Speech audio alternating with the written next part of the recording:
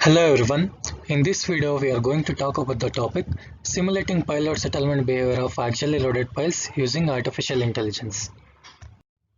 Contents: Introduction, Overview of the Recurrent Neural Networks (RNN), Model Input and Outputs, Network Architecture and Internal Parameters, Model Performance and Validation, Results, Conclusion.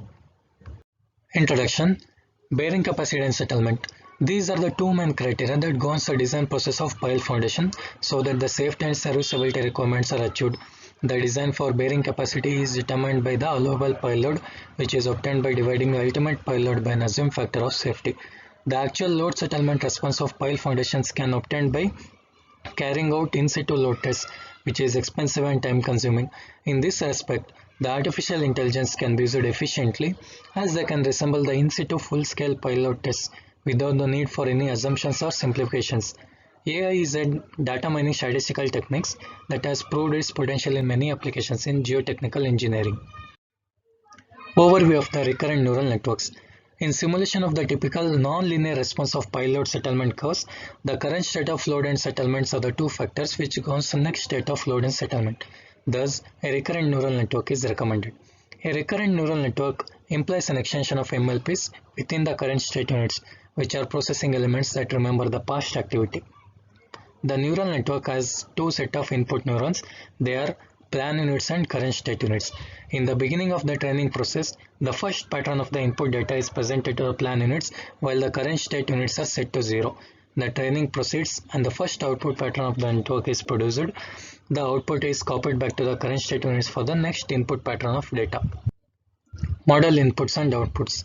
The 6 factors which affect the capacity of driven piles are presented to the plan units of RNN as potential model input variables.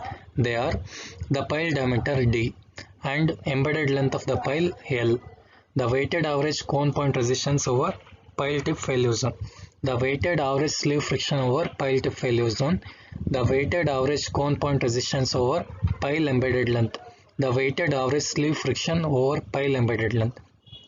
The current state units of the neural network are represented by 3 input variables.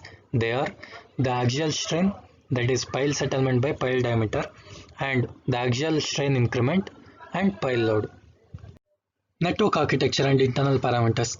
The optimal number of hidden nodes for the RNN model is obtained by the trial and error approach, in which the network is trained with a set of random initial weights and fixed learning rate of 0.1, which is nothing but the momentum term, which acts as a transfer function in hidden layer nodes and sigmoidal transfer function in output layer nodes. The following number of hidden layer nodes were then utilized. They are 2, 4, 6 up to 2i plus 1, where I is the number of input variables and 2i plus 1 is the upper limit for the number of hidden layer nodes which are needed to map any continuous function for a network with the I inputs.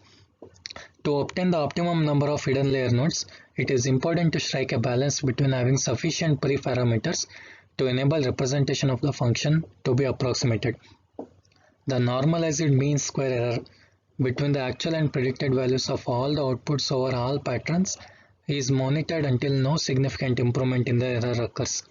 This is achieved, which shows the impact of number of hidden layer nodes on the performance of the RNN model. From the graph, it can be seen that the RNN model improves with the increasing number of the hidden layer nodes. Model performance and validation. It can be seen that 3 different standard performance measures are used.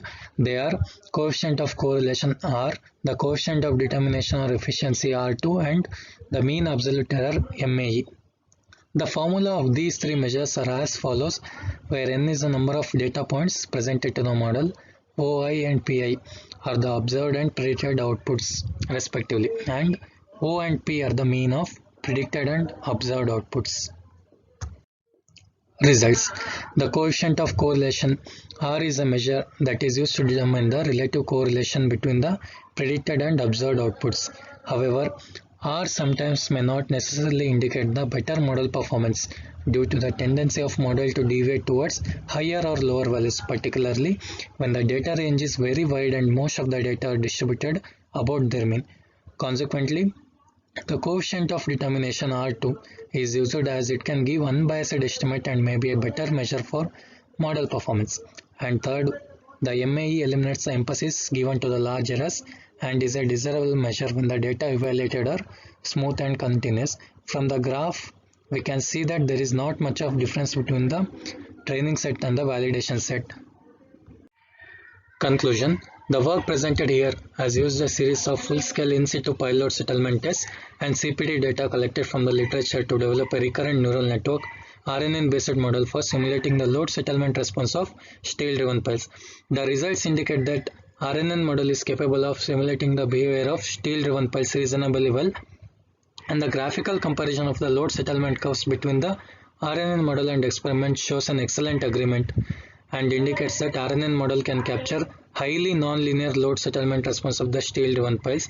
For the facilitate use of the developed RNN model, the data can be translated into C++ code and executable program. Thank you.